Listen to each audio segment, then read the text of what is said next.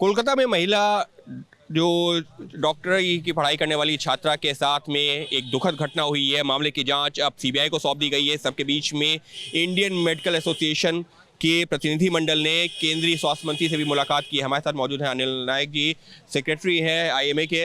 अनिल जी, स्वास्थ्य मंत्री से मुलाकात हुई है, क्या बातचीत हुई? आज हमारा प्रतिनिधि मंडल माननीय आरोग्य मंत्री श्री जेपी नड्डा जी से मिला।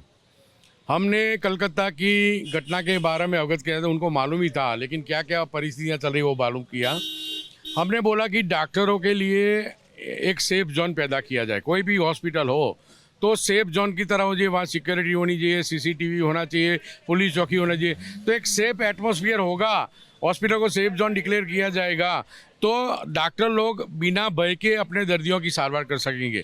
तो उसके लिए डिमांड की। दूसरी हमारी डिमांड ये थी कि हर एक राज्य में डॉक्टर्स को और मेडिकल प्रोफेशनल को प्रोटेक्शन के लिए एक लॉ है, 25 स्टेट्स में है, लेकिन सेंट्रल लॉ नहीं होने की वजह से हमें कोई लॉ से डरता नहीं है। तो हम ऐसा सोच रहे हैं और हमारी डिमांड है बहुत सालों से कि एक सेंट्रल लॉ लाया जाए कि जो डॉक्टर को और हॉस्पिटल एस्पेरेंट को हमारे प्रोटेक्शन दे सके। तो उन्होंने पॉजिटिव बताया कि हम लीगल डिपार्टमेंट, होम डिपार्टमेंट से डिस्कस करके उसमें हम आगे कैसे बढ़ सकते हैं तो बात में करेंगे। सेंट्रल लॉ में क्या क्या चीज़ें कि आप मांग कर रहे हैं, मतलब किस तरीके से डॉक्टरों को सुरक्षा दी जाती? जैसे एपिडेमिक जय कोरोना, तब सेंट्रल एपिडेमिक लॉ आया था, जहां डॉक्टर को लोग हॉस्पिटल से सारवार करके घर पे जाते थे तो कोरोना के वजह से डॉक्टर को सोसाइटी वाले घर में भी नहीं घुसने देते, मारते थे कि यहाँ नहीं आने का, तो डॉक्टर भय से पीड़ित था। तो ऐसा लॉ आने से डॉक्टर लोगों को लड़ना चाहिए कि डॉक्टर को मारना, डॉक्टर हॉस्पिटल को तोड़ना, हॉस्पिटल को स्टाफ को मारना, नर्स हो या कोई पैरामेडिकल स्टाफ को, तो एक बड़ा गुनाह है। एक गुनाह का भय होगा, डर होगा, भय, तो वो कानून आएगा तो रहेगा। तो अभी तक ऐसा कोई कानून नहीं, अभी तक डॉक्टरों के साथ में यही डॉक्टरों को डर भी रहता है। नहीं, हाँ, आईपीसी की कलमें हैं जो सबके लिए वो थी, अभी बीएनएस की कलमें आई, लेकिन स्पेशल लॉ, जैसे आप एयरपोर्ट में जाओगे किसी विमान की कर्मचारी के साथ कुछ करोगे तो उसका अलग लॉ है, वो सेफ जोन है, वो तुमको कभी फ्लाइट में नहीं बैठेंगे, वो तुरंत अटैक करेगा। तो उनके जैसे है तो डॉक्टर भी ऐसे है, एयर वाले से भी अच्छे काम कर रहे हैं।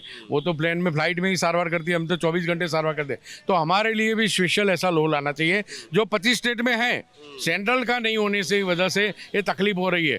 तो डॉक्टर आज मेडिकल कॉलेज 1 लाख सीट हो गई, तो सेक्टर की संख्या भी बढ़ रही है, तो उनको सेफ्टी दो। सुरक्षा की बात कही, इसके अलावा क्या मुद्दा उठाया? दूसरा हमने ये बताया कि सीबीआई इंक्वायरी तो हो गई है, वहाँ हमारी बच्चियाँ 50% से ज़्यादा पढ़ रही है और डॉक्टर करी है, तो बच्चियों को ज़्यादा से ज़्यादा सुरक्षा दे। नेशनल मेडिकल कमीशन भी उसमें इंटरफियर करे और डॉक्टरों जो वार्ड में ड्यूटी करते हैं तो डॉक्टरों के लिए एक स्पेशल उनको बैठने के लिए रूम या टॉयलेट बनाया जाए। क्योंकि ये लड़की सेमिनार रूम में सोने गई क्योंकि वार्ड में डॉक्टर रूम नहीं था, और लेडी और डॉक्टर जेंट्स के लिए एक रूम होना चाहिए वार्ड में, तो वो सेफ्टी अपने रूम में सेफ्टी से रह सकें।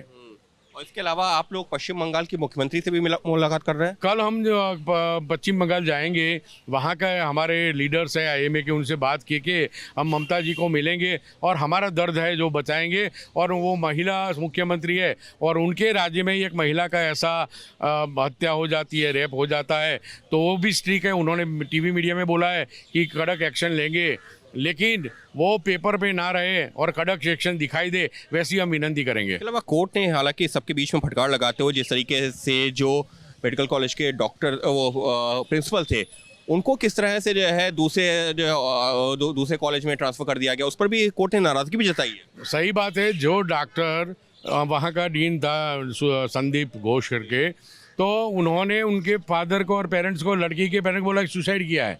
वो उतना उनका कंपेशन नहीं था, दिल में फीलिंग होनी चाहिए कि हम कैसे इन्फॉर्म कर रहे हैं। इस बाद में 2 दिन चलो सुसाइड चला लगा, बाद में मीडिया और पब्लिक ने बोला कि सुसाइड नहीं है, रेप विद मर्डर है।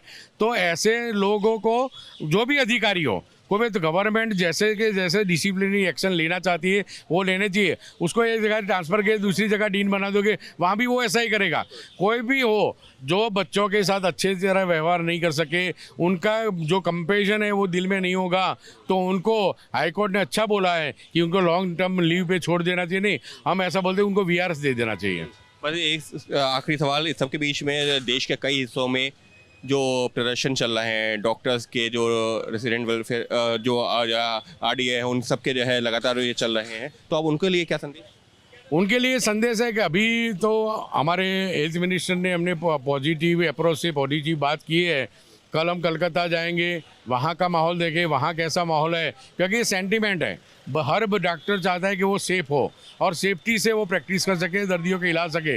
तो सेफ्टी कैसे ऑन पेपर होनी नहीं चाहिए, सेफ्टी ऑन ग्राउंड हो चाहिए। रियलिटी बनेगी तो हम उन सभी एसोसिएशन के साथ बैठ के क्या करना चाहिए वो डिसाइड करके हम हमारा डिक्लेयर। अभी आप जो है ये नहीं मांग कर रहे हैं कि अपनी स्ट्राइक कॉल ऑफ कर दें? अभी हम किसी को स्ट्राइक कॉल ऑफ करने का नहीं कर सकते। हमने आईएमए ने डायरेक्ट स्ट्राइक नहीं की है, हमारी जेडीएन विंग और फोर्डा वगैरह कर रहे हैं, हम उनको सपोर्ट करते हैं। लेकिन जब हमें एश्योरेंस मिलेगा, सबका ध्येय एक ही है कि हमें सेफ्टी चाहिए, सबकी डिमांड एक है। हमारी डिमांड जो गवर्नमेंट मान देगी तो हमें स्ट्राइक की कोई ज़रूरत ही नहीं है। यानी साफ तौर पर आईएमए के जनरल सेक्रेटरी जिनका ये कहना है कि जो अभी डॉक्टर्स ने हड़ताल की हुई है अलग अलग शहरों में, तो उनसे अभी फिलहाल जो है जो अगर वो प्रदर्शन कर भी रहे हैं तो स्ट्राइक कॉल ऑफ करने की कोई अपील नहीं है। एक बार पश्चिम बंगाल की मुख्यमंत्री ममता बनर्जी से भी बातचीत की जाएगी, उसके बाद में फैसला किया जाएगा कि क्या ये हड़ताल जारी रहेगी या खत्म होगी। लेकिन निश्चित तौर पर जिस तरीके से पूरी घटना सामने आई है उसके बाद में पूरे देश में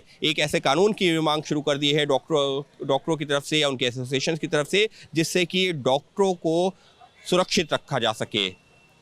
सहयोगी कैमरा पर्सन अजीत चाको के साथ Ankit Gupta, ABP news, Delhi. For exclusive and insightful videos, subscribe to our new channel ABP Live Premium.